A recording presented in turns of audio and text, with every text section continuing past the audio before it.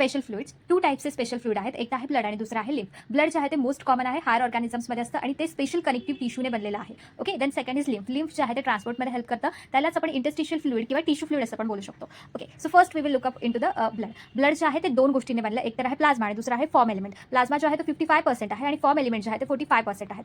Plasma जो आहे त्याचा कलर जो आहे तो स्ट्रॉ कलर आहे. प्लाझ्मा 3 गोष्टींनी बनलं, एक तर आहे वॉटर, प्रोटीन आणि मिनरल्स.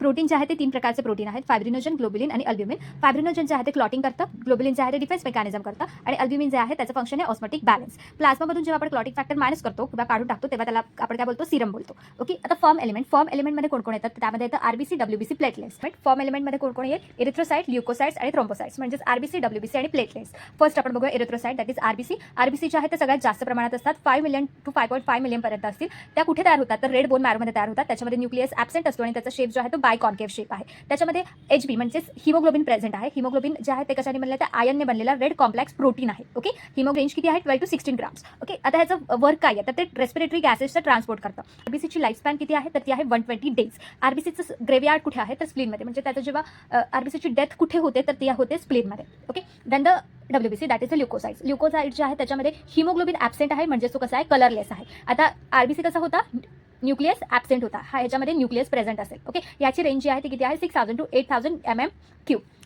त्यानंतर ह्याची लाईफस्पॅन किती आहे, तर 10 डेजपेक्षा कमी लाईफस्पॅन आहे. आरबीसीची लाईफस्पॅन 120 डेज होती. डब्ल्यूबीसीची लाईफस्पॅन जी आहे ती 10 दिवसापेक्षा सुद्धा कमी आहे. डब्ल्यूबीसीच्या आहेत त्यात 2 कॅटेगरीमध्ये आपण त्याला डिवाइड करतो, एक बोलतो ग्रॅन्युलोसाइट्स आणि दुसरा आहे अग्रॅन्युलोसाइट्स. ग्रॅन्युलोसाइट्स जे आहेत याच्यामध्ये 3 गोष्टी येतील, न्यूट्रोफिल सेल्स, इओसिनोफिल्स आणि बॅसोफिल्स, या 3 पद्धतीचे सेल्स येतील. त्यानंतर अग्रॅन्युलोसाइट्स म्हणजेच कोण, लिम्फोसाइट्स आणि मोनोसाइट्स. ओके, देन आपण बघूया थ्रोम्बोसाइट्स म्हणजेच प्लेटलेट्स.